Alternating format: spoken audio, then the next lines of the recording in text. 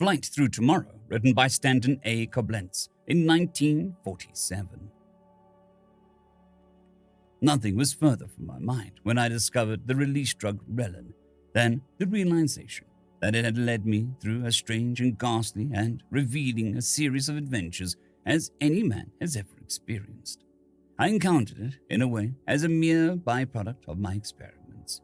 I am a chemist by profession, and as one of the staff of the Morgenstern Foundation, have access to some of the best equipped laboratories in America. The startling new invention, I must call it that, though I did not create it deliberately, came to me in a course of my investigations into obscure depths of the human personality. It has long been my theory that there is in man a psychic entity which can exist for at least brief periods apart from the body, and have perceptions which are not those of the physical senses.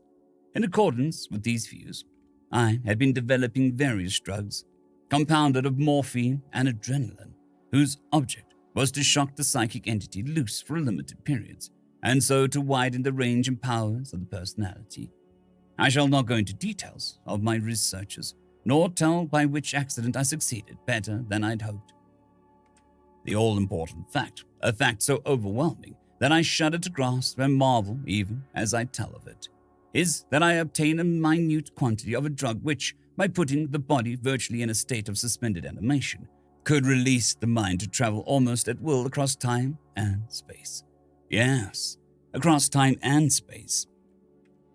For the drag of the physical having been stricken off, I could enter literally into infinity and eternity.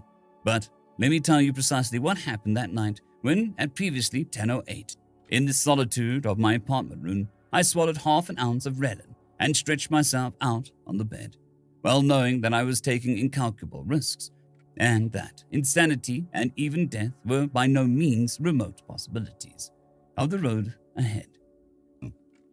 But let that be as it may, in my opinion, there is no coward more despicable than he who would not face danger for the sake of knowledge.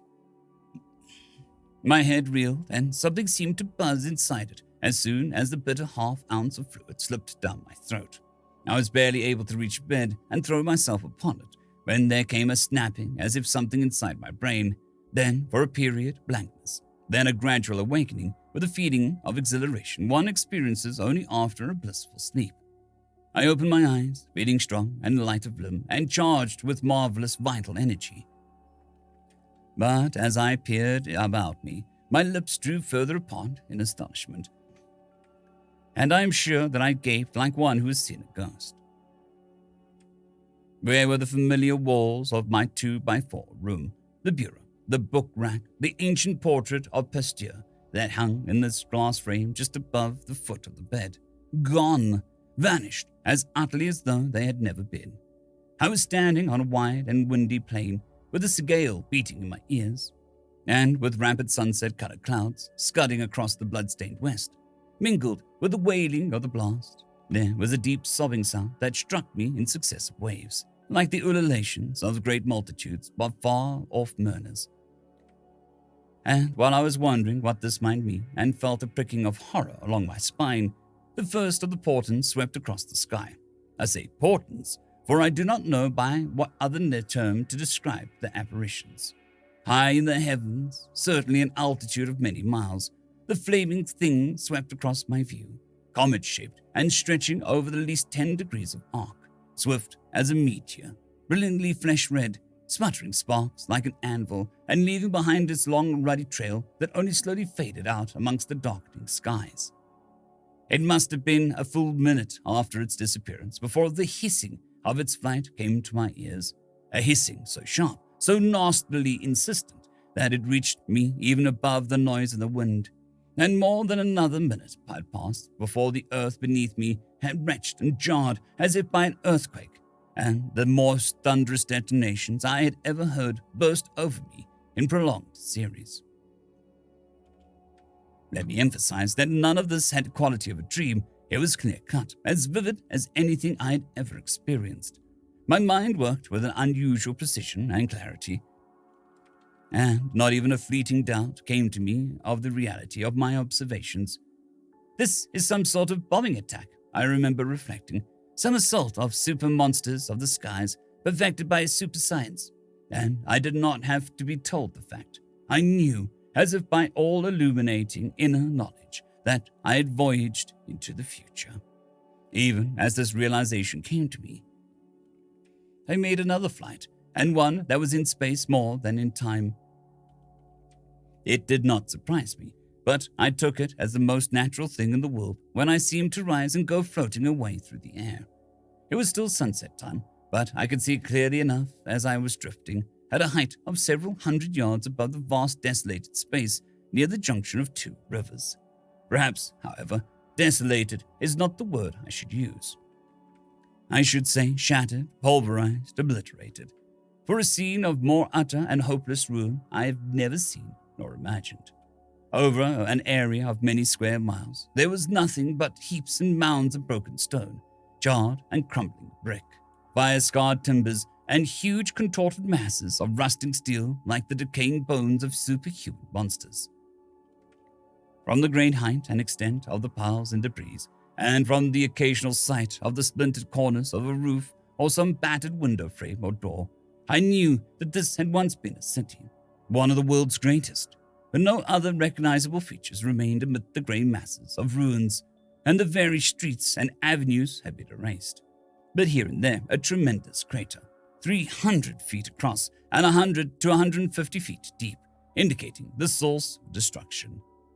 As if to reinforce the dread idea that had taken possession of my brain, one of the comet-like red prodigies went streaking across the sky, even as I gazed down at the dead city.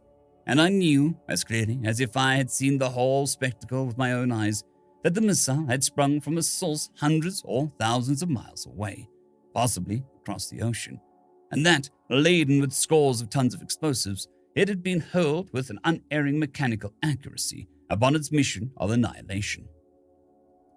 Then I seemed to float over vast distances of that sunset-tinted land, and saw great craters in the fields, and villages shot to ribbons, and farms abandoned, and wild dogs fought for the wild cattle, and whistles grew deep in acres where wheat had been planted, and weeds sprouted thickly in orchards, and blight and mildew competed for crops.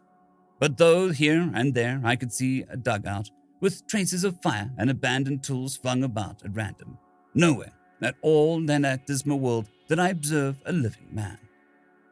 After a time I returned to the place near the ruined city by the two rivers, and in the rocky palisades above one of the streams I made out a small circular holes barely large enough to admit a man, and, borne onward by some impulse of curiosity and despair, I entered one of the holes and went downward, far downward, into the dim recesses. And now, for the first time, at a depth of hundreds of yards, I did at least encounter a living man. My first thought was that I had gone back to the day of the caveman, for cave-like hollow had been scooped out in solid rock.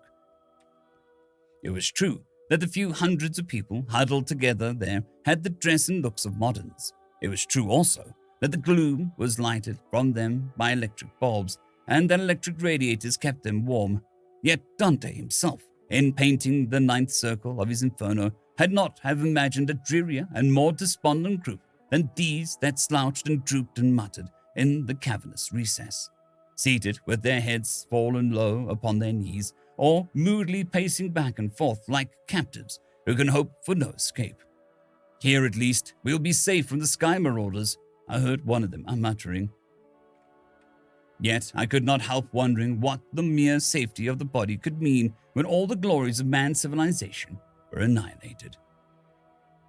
There came a whirring in my head and another blank interval, and when I regained my senses, I knew that another period of time had passed, possibly months or even years. I stood on the palisade above the river, near the entrance to the caves, and the sun was bright above me. But there was no brightness in the men and women that trailed out of the small circular hole in the ground, drab as dog rat and pasty pale of countenance as hospital inmates, and with bent backs and dirty tattered clothes and mouse-like nosing manner. They emerged with the wariness of hunted refugees, and they flung up their hands with low cries to shield them from the brilliance of the sun, to which they were evidently unaccustomed. From the packs on their backs and the bundles in their hands, I knew that they were emerging from the subterranean refuge to try and begin a new life in the ravaged world above. And my heart went out to them, for I saw that, few as they were, not more than 50 in all, they were the sole survivors of the once populous region, and would have a bitter fight to wage in the man-made wilderness that had been a world metropolis. But as they roamed above through the waste of ash and rubble, and as they wandered abroad where the fields had been and saw how every bush and tree had been seared from the earth or poisoned by chemical brews, I knew that their fight was not merely a bitter one, it was hopeless. And I had heard them muttering amongst themselves, "We have not even any tools," and again, "We have no fuel left for the great machines." For they had lived in a highly mechanical world, and the technicians who alone understood the workings of that world had all been destroyed, and the sources of powers had all been cut off, and power was the food without which they could not long survive. Unable to endure their haggard, hang-dog looks and grim, despondent eyes, I went wandering far away, over the length and breadth of many lands, and nowhere did I see a factory that had not been hammered to dust, nor a village that had not been unroofed or burnt, nor a farm where the workers went humming on their merry, toilsome way. Yet here and there I did observe little knots of survivors. Sometimes they were half-clad groups, lean and ferocious as famished wolves, who roamed the hopeless countryside with stones and clubs, hunting the wild birds and hares, or making meager meals from bark and roots. Sometimes 3 or 4 men, with the frenzied eyes of hysterical shrieks and shouts of maniacs, would emerge from a brush hut by the river flat. Sometimes little bands of men and women, in a dazed, aimless way, would go wandering about the huge, jagged hole in the ground, where their homes and their loved ones lay buried. I came upon a solitary figure high up on one scarred mountain slopes, with nothing but a staff to lean upon and a deer skin to keep them warm. I saw more than one twisted form lying motionless at the foot of the precipice. I witnessed a battle between 2 half-crazed, ravenous bands, with murder and cannibalism and horrors too grisly to report. I observed brave men resolutely trying to till the soil, whose productive powers had been ruined by the poison spray from the sky. And I noted some who, though the fields remained fertile enough, had not the seed to plant, and others who had not the tools with which to plow and reap, and some who, with great labor, managed to produce enough for 3 or 4 months, had 20 or 30 to feed, and where the 3 or 4 might have lived, the 20 or 30 perished. Then, with great sadness, I knew that man, having become civilized, cannot make himself into a savage again. He has come to depend upon the science for his sustenance, and when he himself has destroyed the means of employing that science, he is the babe without milk. And it is not necessary to destroy all men in order to exterminate mankind. One only need to take from him the prop of his mechanical inventions. Again there came a blackness, and I passed over the stretch of time, perhaps over years or even decades, and I had wandered far in space, to an island somewhere on the sunny sea, and there once more I heard the sound of voices, and somehow, through some deeper sense, I knew that these were the voices of the only men left anywhere on the whole white planet, and I looked down on them and saw that they were but few, no more than a dozen men and women in all, with 3 or 4 children amongst them. But their faces, unlike those which I had seen before, were not haggard and seamed, nor avid like the hunting beasts, nor distorted by the fury and famine. Their brows were broad and noble, and their eyes shone with the sweetness of great thoughts, and their smiles were as unuttered music, and when they glanced at me with their clear, level gaze, I knew that they were such beings as poets had pictured as dwellers in a far tomorrow. And I did not feel sad, though I could not forget that they were the only things in human form that one could find in all of Earth's shores, and though I knew that there were too few to perpetuate their kind for long, somehow I felt some vast benevolent spirit in control, that these most perfect specimens of our race should endure as all the wretches had vanished. As I watched, I saw the people all turn their eyes to an eastern mountain, whose summit still trailed the golden of the dawn clouds, and from above the peak a great illuminated sphere, like a chariot of light, miraculously came floating down, and the blaze was such that I could hardly bear to look at it, and exclamations of wonder and joy came from the people's throats. And I too cried out in joy and wonder as the radiant globe descended, and as it alighted on the plain before us, casting a sun-like aura over everything in sight. Then, through the sides of the enormous ball, I would not say through the door, for nothing of the kind was visible, a glorious being emerged, followed by several of his kind. He was shaped like a man, and was no taller than a man, and yet there was that about him which said that he was greater than a man, for light seemed to pour from every cell of his body, and a golden halo was about his head. And his eyes shot forth golden beams, so intense and so magnetic, that once having observed them, I could hardly take my gaze away. With slow steps he advanced, motioning the people to him, and they drew near, and flung themselves before him on the ground, and cried out in adoration. And I too threw myself to the earth, in worship of the superhuman creature. And I heard the words he spoke, and with some deeper sense I translated them, though they were not uttered in any language I knew. Out of the stars we come, O men, and back to the stars we shall go, that the best of your race may be transplanted there, and survive through means known to us, and again be populous and great. Through the immense evil within the breasts of your kind, you have been purged and all but annihilated.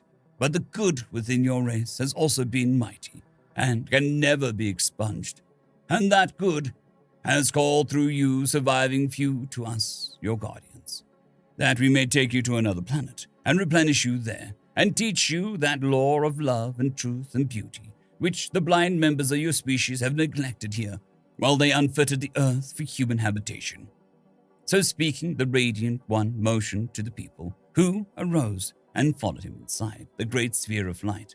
And when they had all entered, it slowly began to ascend, and slowly dwindled and disappeared against the morning skies. And now I knew there was no longer a man left anywhere on earth. Yet, as I gazed at the deserted shore, the empty beach, and the bare mountainsides, a sense of supreme satisfaction came over me, as though I knew that in the end, after fire and agony and degradation, all was eternally well. That sense of supreme satisfaction remained with me when, after still another blank interval, I opened my eyes as from a deep slumber and stared at a familiar book rack, the bureau, the mottled paper walls of my room. The clock on the little table at my side indicated the hour of 10:09.